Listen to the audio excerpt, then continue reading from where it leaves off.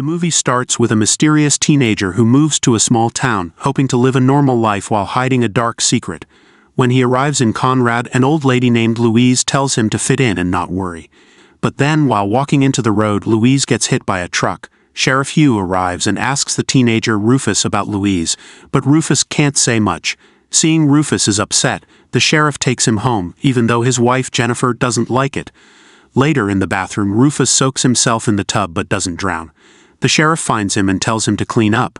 Hugh visits his friend Joe, a vet, who agrees to keep Louise's body for a bit. Meanwhile, Rufus meets a chatty girl named Tracy who lives across the street. She invites him to her house to play a game. Tracy explains the game rules, marking a line and asking Rufus not to cross it. She then takes off her clothes and asks him to do the same. Just when they are about to kiss, the doorbell interrupts them. The researcher named Aaron checks into a motel in town and reveals he has a gun, suggesting he's hunting someone. At home, Jennifer catches Rufus playing with her late son's toy plane. She tells him to change into clean clothes. That night, Hugh tells Jennifer about reports of missing kids. She worries that Rufus might be one of them since he mentioned Seattle. She also points out that Rufus won't share his last name and has a rare heart condition.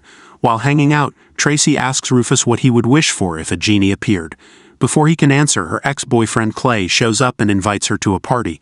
When she says no, he throws a rock at her. Rufus tries to defend her but gets hurt badly and can't move.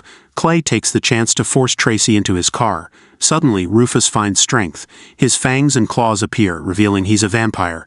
Witnessing this, Tracy hits the bloodsucker to knock him out and then asks Clay to leave. Unbeknownst to them, Aaron is nearby, recording on his dictaphone.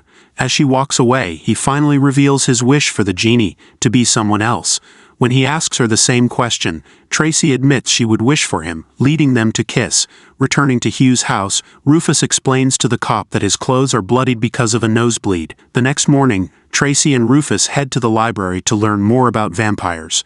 She realizes he's not a typical vampire because he has a reflection and doesn't burst into flames in daylight. Tracy explains that stakes are the only things that can end a vampire. However, Rufus denies being a vampire, insisting they're not real. Later that day, Hugh plays catch with Rufus, who throws the ball too hard. Suddenly, Jennifer intervenes and takes her late son's baseball glove from the teenager. Following this, Rufus climbs onto the rooftop of the veterinary clinic to make snow angels. Then he jumps off without harming himself. When he sees Joe leaving, Rufus sneaks into the clinic to talk to lifeless Louise, telling her he loves the town because he made a new friend.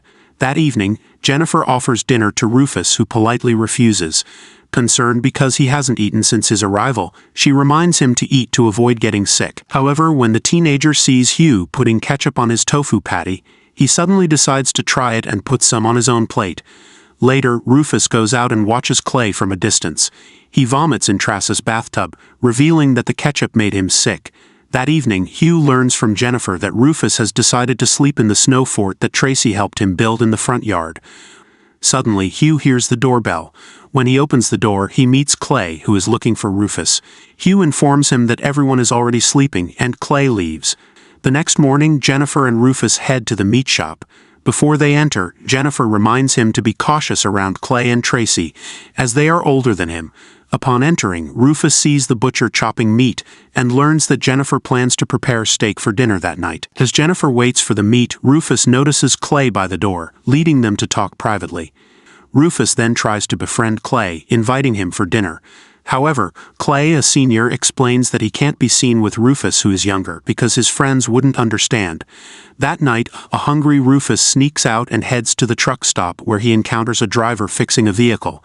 Seeing the teenager, the driver apologizes and explains that due to company policy, he can't give him a ride. However, when he's in the passenger seat, the man gets in the driver's seat and suddenly tries to take advantage of him. Because of this, the teenager transforms into a vampire and feeds on the driver's blood. The next morning, Hugh discovers the empty truck at the stop. He then gets on a call with his colleague, who informs him that they found a fingerprint match for Louise. Meanwhile, Rufus and Tracy watch from behind the police line, wondering what happened. During dinner, Hugh is surprised when Rufus starts eating raw meat. That night, Rufus hangs out with Tracy again, revealing to her that he was involved in killing the truck driver while digging a grave. In the police station, Hugh studies the file of the old lady's fingerprint match, discovering her identity.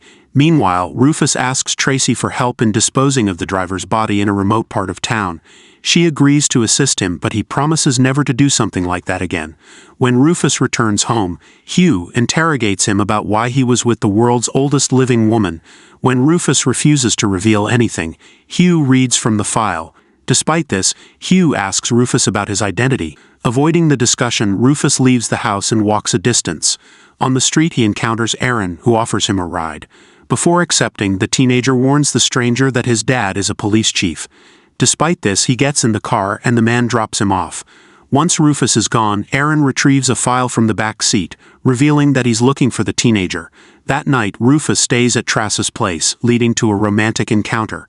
However, the next morning, Trace's mother Vicky returns from Vegas and catches the teenagers in bed together. As a result, Vicky warns Jennifer, threatening that if she finds Rufus in their house again, she will chop him up.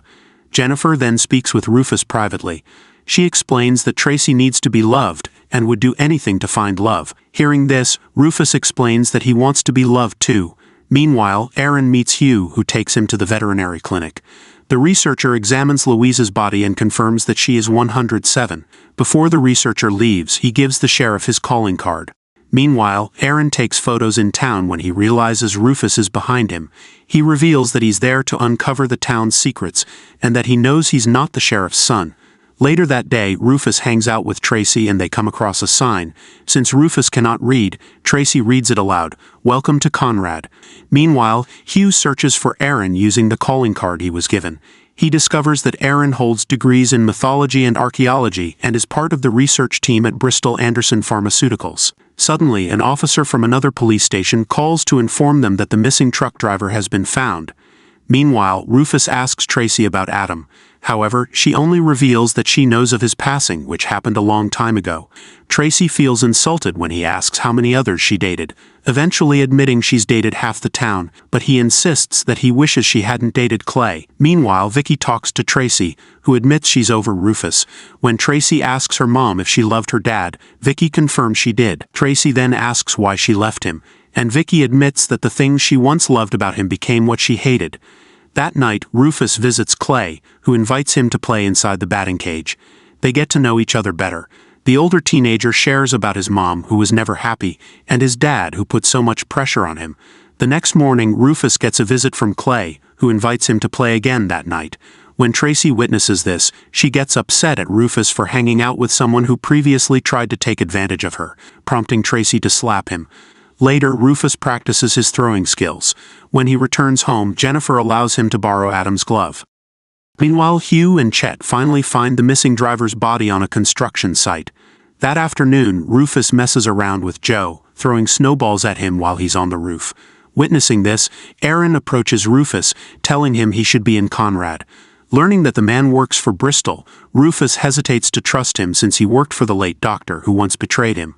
Rufus meets Clay. Rufus opens up to Clay about his past, explaining that Louise wouldn't let him out because he was too dangerous. When Rufus asks why being his friend is challenging, Clay explains that it's not just hard, it's impossible. After investigating Aaron's identity, Hugh confronts him, suspecting that he came to Conrad for Rufus. That night, Clay practices alone at the batting cage when Aaron shows up to talk to him. Aaron warns Clay about Rufus, saying the teenager is innocent and too old for him. Meanwhile, Rufus goes to Trace's house, but her mom, Vicky, tells him to give her daughter some space. Rufus then heads to the batting cage but doesn't find Clay there. As he retrieves the balls, Clay suddenly shoots him.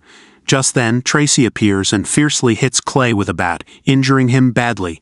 Later, Sheriff Hugh and Chet come to investigate, but Clay refuses to say what happened. Soon, Aaron arrives and tells the sheriff about Rufus's true identity.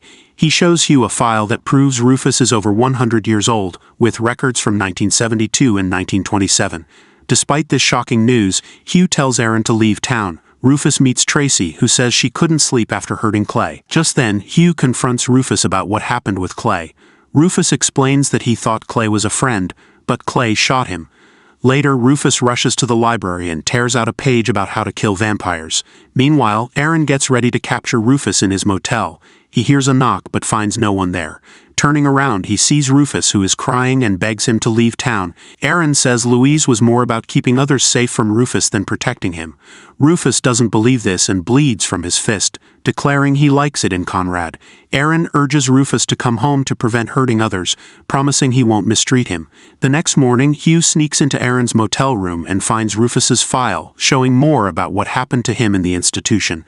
At home, Jennifer finds Rufus with Aaron. She confronts Aaron, who explains his long history with Rufus. When she refuses to let him take Rufus, Aaron insists Rufus isn't their son. As Jennifer stands her ground, Aaron pushes her, triggering Rufus's anger. Rufus transforms, showing his fangs and claws, and kills Aaron. Hugh arrives and discovers what happened. He then tells Chet to get rid of Aaron's things and burn Rufus's old photos. In the end, a couple adopts Rufus and sends him to school. Thanks for watching. Don't forget to subscribe. See you next time.